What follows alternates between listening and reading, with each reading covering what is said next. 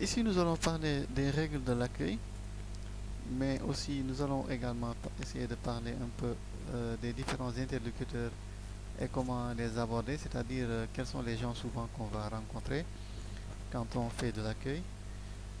On va également aussi un tout petit peu de parler de l'accueil dans un service par une personne non spécialisée, c'est-à-dire comment quelqu'un qui n'est pas spécialisé en gestion d'accueil peut assurer ce service, comment une personne donc qui n'est pas euh, spécialisée dans la gestion de l'accueil peut gérer ce service, et aussi également on peut parler de l'accueil au standard, et enfin on va terminer par la prise de rendez-vous. Voilà, donc si on parle ici des règles de l'accueil, essentiellement cela va tourner autour de ici donc cinq éléments, hein. Donc ici donc les règles de l'accueil peuvent être résumées en ces cinq éléments-là, c'est-à-dire le premier élément c'est reconnaître le visiteur s'il est déjà venu. Ensuite, on a le fait de mettre le visiteur à l'aise. La troisième règle c'est s'adapter à son interlocuteur. La quatrième règle consiste à être diplomate, et la cinquième règle, ça consiste à donner satisfaction autant que faire se peut. On va essayer de développer ces cinq éléments-là rapidement. Euh, donc, reconnaître le visiteur s'il est déjà venu. Reconnaître le visiteur s'il est déjà venu. Donc, cela est important. Pourquoi? Et pourquoi donc c'est important? Parce que, comme vous le savez, il y a des gens qui souvent aiment vraiment euh, voilà, donc qu'on sache qu'on s'intéresse à eux, hein. Donc ça, je pense même qu'il y a beaucoup de gens qui sont comme ça, hein. Donc beaucoup de gens souvent, quand ils viennent quelque part et qu'ils y reviennent, ou bien qu'ils reviennent encore, si on ne les reconnaît pas, ça peut susciter un certain sentiment euh, donc en eux, n'est-ce pas? Et donc c'est pour ça, donc ici il est important de savoir reconnaître le visiteur, surtout s'il est déjà venu, hein. S'il est déjà venu vraiment, il vient pour la deuxième fois, ou bien par exemple pour la troisième fois, ou en tout cas il est venu, c'est pas sa première visite, hein. Donc c'est même un habitué. Là, il est important de savoir le reconnaître, tout simplement, parce que vraiment ça peut, hein, montrer que voilà qu'on pense à lui, qu'on vraiment s'intéresse à lui. Et là, ça peut jouer en notre faveur, n'est-ce pas, hein? Donc ça peut jouer sur la qualité du service d'accueil. Ça peut jouer sur la qualité du service d'accueil. Et donc ici, la personne qui gère l'accueil, si c'est la secrétaire en tout cas, elle doit savoir donc tout faire, hein, pour donc reconnaître le visiteur, hein, et ainsi donc et pourquoi pas même se souvenir carrément de son nom, pourquoi pas, hein, carrément se souvenir de son nom, hein, si possible, hein, si possible, parce que cela c'est vraiment important. C'est vraiment important, hein. Imaginez par exemple, vous avez vu un visiteur qui était passé, qui s'appelle Monsieur X. Donc à sa deuxième visite, dès que vous le voyez, vous lui dites ah Monsieur X, hein. Donc vous voyez, hein, et c'est vous-même qui donc l'abordez en premier, et vous passez même directement par son nom. Donc là vraiment il va se dire que bah tiens regardez, lui il se souvient de moi, hein, et il se souvient même de mon nom. Donc ouais, donc ça peut vraiment donc jouer, hein, sur la qualité du service d'accueil qui est offert. Et si c'est le contraire qui arrive, hein, si on ne parvient pas à se souvenir du visiteur, cela peut être vu par le visiteur comme un manque d'intérêt, comme on l'a dit tout à l'heure, hein. Donc là, le visiteur vraiment peut penser que on ne s'intéresse pas à lui, et là donc ça peut créer une certaine inquiétude, hein. Ça peut créer une certaine inquiétude, et là donc ça peut aussi avoir un impact négatif sur la qualité du service d'accueil. Imaginez par exemple qu'on est une structure, une institution financière, hein. On est une institution financière, par exemple on est une banque, euh, et on a par exemple un client qui est venu une première fois ouvrir un compte, et dans son compte il a déposé par exemple 100 millions, hein. Donc il revient une deuxième fois et là, la personne même qui avait géré l'ouverture de son compte et qui avait même reçu ces 100 millions-là, hein, qui lui avait aidé à déposer ça dans son compte, il n'arrive même pas à se souvenir de lui. Donc voilà, donc vous voyez, si c'est pas quelqu'un vraiment qui... si c'est vraiment donc une personne qui a beaucoup de problèmes, là, il peut dire que non, tiens, regardez, donc ces gens-là, je vais vraiment pas laisser mon argent hein, ici, chez eux. Hein, donc je vais récupérer mon argent et je vais aller déposer ça dans une autre banque. Donc voilà. En tout cas, donc c'était juste un petit exemple. Voilà, pour vous dire qu'en tout cas, il est important de savoir se souvenir des visiteurs. Et là, donc, ça montre vraiment donc on s'intéresse réellement à eux et qu'on leur accorde de l'importance. Hein.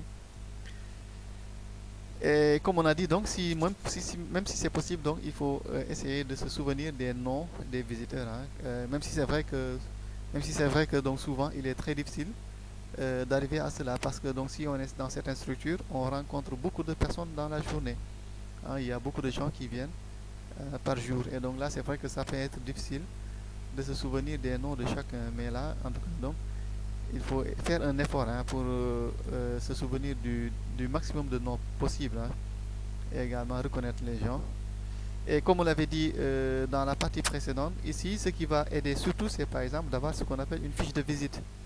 Nous avions dit qu'il était bon d'avoir un petit document, une petite fiche, hein, un petit fichier où on note les contacts, les noms et les contacts des visiteurs. Et comme vous le voyez ici, donc c'est vraiment donc ici un outil qui peut ici beaucoup aider à se souvenir de nos visiteurs, hein, n'est-ce pas? Voilà. Et donc ça, donc c'est la première partie ici parmi les règles de l'accueil. La deuxième règle, donc, la première règle, donc, ça consistait donc à reconnaître le visiteur. Et ici, la deuxième règle, ça consiste à mettre le visiteur à l'aise. Ça, si vous vous souvenez, on avait parlé de ça dans les parties qui précèdent. Nous avions dit qu'il était important de savoir vraiment donc faire de sorte que l'espace réservé à l'accueil soit un espace assez chaleureux, c'est-à-dire où on a envie de rester. Hein. Quand on y vient, on n'a pas envie de partir, de repartir tout de suite, mais on a vraiment envie de rester voilà. Et si on, par exemple, on nous demande de patienter, on n'aura même pas en tout cas de problème pour patienter parce qu'on est dans un environnement agréable. Et c'est pour cela donc on avait parlé la dernière fois de beaucoup de choses, comme par exemple le fait d'avoir des chaises ou bien des canapés, des chaises visiteurs ou bien des canapés ou bien même carrément un salon d'attente qui est assez confortable et où on peut s'asseoir pendant des heures et des heures sans même sentir qu'on est assis. Hein. Par exemple, mettre aussi des magazines que le visiteur peut lire en attendant de satisfaire son besoin, de faire le pourquoi il est là, hein, de pouvoir donc accéder à sa demande. Par exemple, on avait parlé aussi par exemple du fait d'installer des écrans de télé. Hein, tout ça, c'est des choses qui peuvent aider la personne à être beaucoup plus patiente. En tout cas, ici, donc, comme on avait dit, hein, on peut laisser libre cours à son imagination et essayer de trouver tout ce qui peut être utile à permettre d'avoir donc un service de qualité, à créer les conditions qui vont permettre aux visiteurs de se sentir dans un endroit confortable, dans un endroit agréable et là et donc où il peut vraiment, hein, où le visiteur peut patienter et être à l'aise. Donc c'est la deuxième règle. Donc première règle, c'était donc reconnaître le visiteur. La deuxième règle, c'est mettre le visiteur à l'aise. Donc la troisième règle ici, ça consiste à s'adapter à l'interlocuteur. Pourquoi il est important de s'adapter à son interlocuteur? Parce que les gens sont différents. Les gens sont différents. Hein, les gens sont différents. Les personnes sont différentes. Monsieur X est différent de Monsieur Y. Madame Z est différent de Madame X, hein, n'est-ce pas? En tout cas, donc les gens ont des personnalités différentes. Les gens ont des personnalités différentes et là, donc il faut savoir s'adapter à chaque type d'interlocuteur. les gens, par exemple, en fonction de leur caractère, ils sont orgueilleux. Il y en a qui sont orgueilleux. Par exemple, il y a certains qui sont timides. Des fois, on peut rencontrer des personnes qui sont méfiantes. On peut également trouver des personnes qui sont assez joviales, c'est-à-dire vraiment, voilà, hein, que les personnalités sont aussi différentes que les gens, que les couleurs, les tailles, hein, comme vous le voyez même dans la morphologie des gens. Hein, dans la morphologie des gens, on voit que les gens sont assez différents, n'est-ce pas? Sont assez différents. On a des personnes qui sont de taille, de grande taille, d'autres sont de petite taille, d'autres sont de taille moyenne. Même dans la couleur des peaux également, comme vous le voyez, il y a des personnes qui sont de couleur noire, d'autres qui sont de couleur blanche, hein, d'autres sont de couleur... voilà. Donc, aussi bien que les personnes, hein, tout comme les personnes sont différentes morphologiquement, les caractères également sont différents. Hein, les caractères également sont différents. Et là, donc, il faut prendre en considération toutes ces choses-là. Hein. À chaque fois, quand on est en face d'une personne, il faut se poser la question d'abord, je suis en face de quel type de personne? Est-ce que c'est quelqu'un qui est sociable? Est-ce que c'est une personne sociable? Est-ce que c'est une personne qui est joviale? Est-ce que c'est une personne qui est timide? Est-ce que c'est une personne qui est orgueilleuse? Et donc là, donc, ça permettra maintenant de pouvoir savoir comment vous allez vous comporter par rapport à cette personne-là, n'est-ce pas? Et surtout également faire attention aussi, hein. Ici également, j'attire l'attention sur le fait qu'il ne faut pas quand même essayer aussi de juger les gens trop vite. Voilà, il faut également ici éviter de juger la personne trop vite. Parce que également, comme on le dit, l'habit ne fait pas le moine. Je peux par exemple voir une personne qui est habillée en boubou traditionnel. Automatiquement, je me dis que c'est une bonne personne. Alors que donc, en réalité, c'est pas le cas. Ou bien je me dis que c'est un pieux, alors que donc c'est pas le cas, n'est-ce pas? Et donc là, il faut éviter aussi de juger, hein, les jugements hâtifs, hein, éviter les jugements hâtifs et essayer de prendre du temps de découvrir la personne, hein, prendre le temps de connaître un peu la personne et donc avant maintenant de se faire une idée définitive d'elle. Hein. Mais ne pas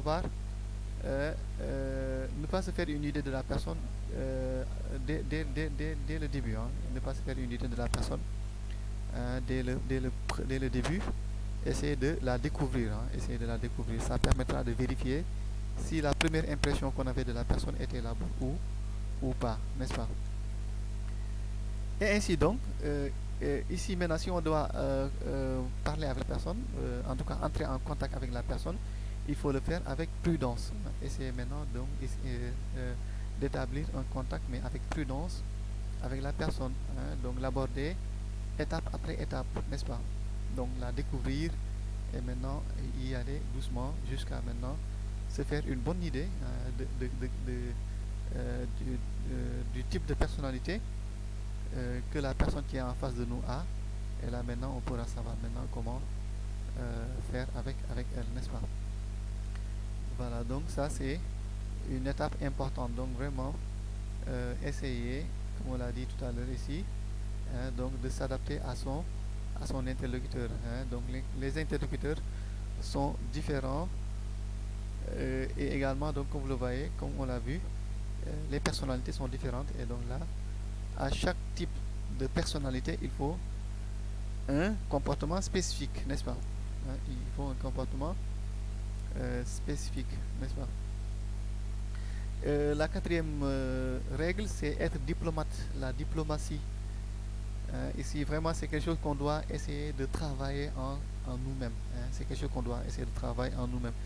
Être diplomate, donc c'est-à-dire donc toujours essayer d'être poli, hein, d'être prudent, hein, d'aller avec douceur, mais aussi utiliser hein, vraiment un langage hein, diplomatique hein, dans sa façon de parler, dans sa façon de se comporter, dans sa façon de réagir. Hein, montrer également un peu de sympathie par rapport à notre interlocuteur, par rapport aux visiteurs, n'est-ce pas? Et donc là, c'est vraiment donc des choses auxquelles il faut tenir compte. On avait parlé aussi de l'importance de l'habillement, hein, porter des habits corrects, n'est-ce pas? Bien se coiffer, par exemple, les cheveux.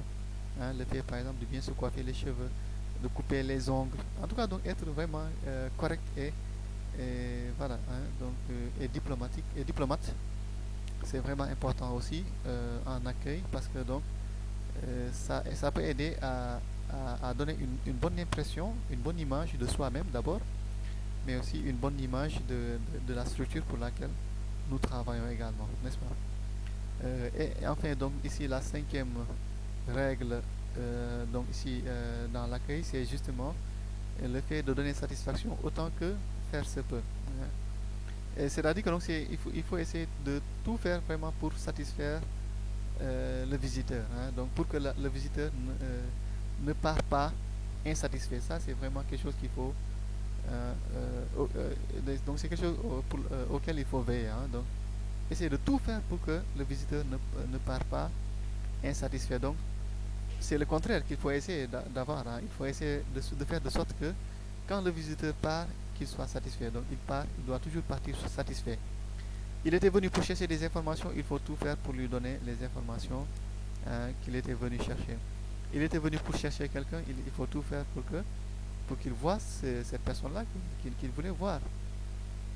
Voilà, en tout cas, donc, essayer de tout faire pour satisfaire aux besoins du visiteur, donc pour qu'il part satisfait. Voilà, et ça va avoir vraiment un impact considérable pour votre travail, pour vous-même en tant que travailleur, en tant qu'employé, mais aussi pour votre entreprise, hein, parce que donc là, ça va améliorer l'image de votre entreprise. Voilà, les différents interlocuteurs, comment les aborder. Donc, comme on a dit tout à l'heure, hein, nous avions vu tout à l'heure que ici, quand on est dans le service d'accueil, on peut faire face à différents types de personnalités. Tantôt, par exemple, on peut faire face à ce qu'on appelle un homme méthodique. C'est-à-dire que vous voyez que donc, parfois, chez les gens, il y a des personnes qui sont tout le temps, hein, des tacticiens. C'est-à-dire tout le temps, donc, ils sont, hein, et voilà, ils privilégient, ils mettent en avant, hein, c'est des personnes qui mettent en avant et elles mettent en avant donc la méthode, hein, la tactique.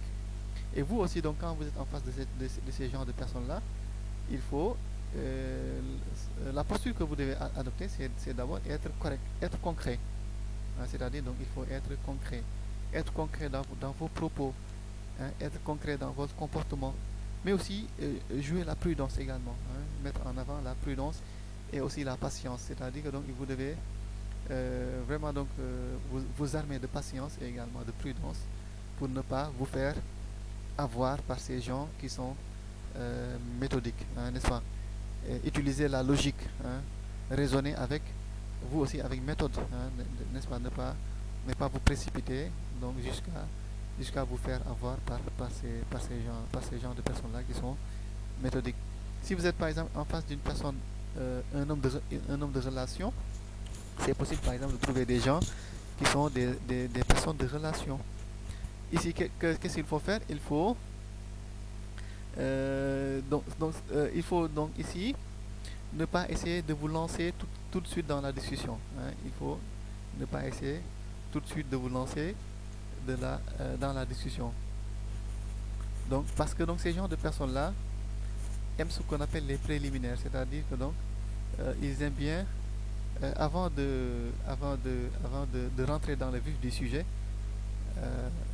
Ce sont des personnes qui aiment bien, elles aiment bien du moins, hein. Donc, tout à l'heure j'ai fait une petite erreur.